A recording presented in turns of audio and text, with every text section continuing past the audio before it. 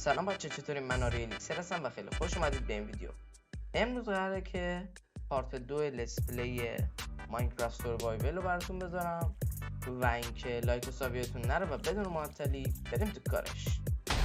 خب پارت قبل دو تا وسیله به دست آوردیم و سروایو کردیم که یه اسکلتون از بود منو بکشه و اینکه الان قرار بریم خونه و این تشکیلات رو راه اندازش کنیم. بسته مقدار زیادی آیرون نداریم، بریم یکم آیرون پیدا کنیم. خلاصه اینجا اصلا آیرون پیدا نمیشد، ولی خب یه دایمند خیلی خوشگل پیدا کردم که آخرم نکندمش و از شانس بعدم پشتم کریپر ظاهر شد. در واقع جلوم کریپر بود و ترکید، ولی خب جون سالم به در بردم. بعد اینجا 2 تا اسکلتون کشتم که اینجا داشتم میمردم و یکم رفتم ماین کردم و آیرون پیدا کردم و فول آرمور شدم و برگشتم بالا و رفتم سراغ خونه سازی. البته قبلش بریم صحنه‌ای که دایموند پیدا کردم با هم دیگه ببینیم که اینجا خب متاسفانه مردم و خب آره مردم و اونجایی که موقع نقشه داشتم رفتم و جای قبرم رو پیدا کردم و برگشتم و کلی وسایلمو پس گرفتم. البته کلش رو نتونستم بگیرم به خاطر اینکه بعضیاش تو لاوا سوخت. بعدش رفتم و اون دایمنده رو کندم و فکر میکنید چند تا دایمند بود؟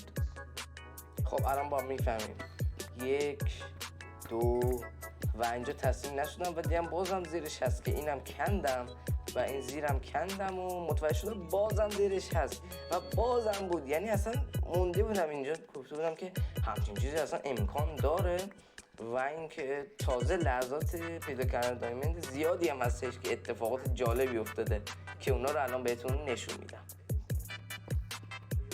خب این از لحظه دوم که هم بالای سرم همون جلو دایمند پیدا کردم و با اشتیاق فراوان کندمش و خب اینجا دیگه نبود و اینجا هم این رو کندم و دیگه حوصله نداشتم پایینشم بکنم. اینجا هم از شانس بدم هر وقت دایمند پیدا میکنم کریپر جلو ظاهر میشه. تورچام گذاشته بودم و اگر کریپر میترکید تورچام از بین میرفت. حالا به سختی کشتمش و تورچام هم پس گرفتم. بعد یه اسپانر پیدا کردم که داخل چستاش فقط استخونش به دردم خورد با زغالاش که برداشتم و اینجا هم خیلی جا تاریک بود و داشتم کور می شدم، ولی خب اینجا هم گلد هست که گلد رو میکنیم و پشتش دایمند پیدا میشه که یه حدود 1 2 3 تا بود دیگه اگه اشتباه نکنم. بعد رفتم برشون داشتم و اینجا هم دوباره یک کریپر گذار شد و دم این کریپر خدایی گرم که حدود 1 2 3 4 5 6 تا دایمند پشت این سنگ ها پنهان بودن و من ندیده بودم که با ترکیدن این کریپر دیدمشون و خیلی خوشحال شده بودم.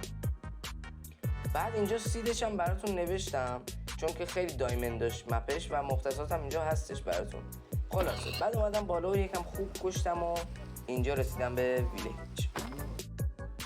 خب اوکی، بعد اینکه اینجا رفتم این ماب خوشگل رو کشتم خب رسیدم به ویلیج و متاسفانه ویدیو رکورد نشد. اومدم براتون توضیح بدم. بعد که رسیدم به ویلیج رفتم و خونه سازیمو شروع کردم. خب اوکی، من ساختمونم تموم شد، بریم حالا خونه رو هم بررسی بکنیم. فقط مونده که داخلش رو باید همین الان کاملش کنم و یه همچین چیزی در اومد و اینکه آره دیگه خب بریم حالا وسایل داخلش رو ردیف کنیم. خب بعدش رفتم تختم رو کندم و آبیش کردم و بالاخره رنگ مورد علاقم شد، همین رو میگن تخت. بعدش تختم رو کندم و برگشتم به خونم. البته یه مشکل وجود داشت، اینکه تو پله سازی برای طبقه دوم به مشکل برخوردم. حالا اگر شما نظری یا کامنتی دارید بهم بگید. بعدش رفتم و تختم و وسایلم رو گذاشتم و متوجه شدم که باید 2 تا تخت بذارم. پس رفتم یه تخت دیگه هم ساختم و اینطوری خونه رو تزیین کردم. تخت دومم گذاشتم و میمونه یه فرنیس که باید بذارمش. البته شیشه های خونه هم باید کامل کنم که در ادامه کاملش میکنم. بعدش رفتم و وسایل خونه قدیمی خالی کردم و تو خونه جدیدم اضافه کردم. بعد رفتم و یه سری وسایل توی خونه قبلی باقی مونده بود، اونا رو هم گرفتم و بردم توی خونه جدیدم. بعد رفتم 2 تا چست دیگم ساختم، چون مطمئن بودم یه چست کافی نیست. البته قراره که یه بیسم بسازیم. وسایل قدیمیمو خالی کردم و برای ساخت شیشه به شن نیاز داشتم، پس رفتم یه سری وسایل برای خودم گرفتم و رفتم سراغ کندن شن. همطور که میبینید وسایلم رو برداشتم و پوشیدم و رفتم به سراغ کندن شن که اینجا از شانس خوبم تقریبا نزدیکای خونم شن پیدا کردم. اینجا خواستم کلاس بگیرم، متاسفانه چون که شیلد دستم بود نمیشد و بعدش کلاس خفن گرفتم. بعدش هم راهی رفتن به شنکنی شدم. خلاصه رفتم شن رو کندم و برگشتم به خانه و بعد اینکه رفتم خونه تو فرنیسم زغال گذاشتم و شن گذاشتم تا تبدیل شه به شیشه. مقداری صبر کردم و یه چیزی حدود 9 تا شیشه گرفتم و اینا رو باید تبدیل میکردم به شیشه های کوچولو که همین کارم انجام دادم، فقط قبلش نمیدونستم چجوریه.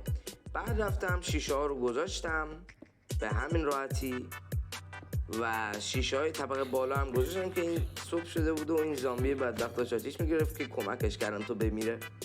خلاصه رفتم این پله‌ای که ساخته بودم برای طبقه بالا بخوام شیشه بذارم و کندم و برگشتم به خانم. خب اوکی، امروز کلی کارا انجام دادیم، کلی رفتیم تو غار ماین کردیم، پولارمور شدیم، خونه ساختیم و کلی کارهای دیگه. مرسی هم که ویدیو من رو تماشا کردید و تا ویدیوهای دیگه خدا نگهدار.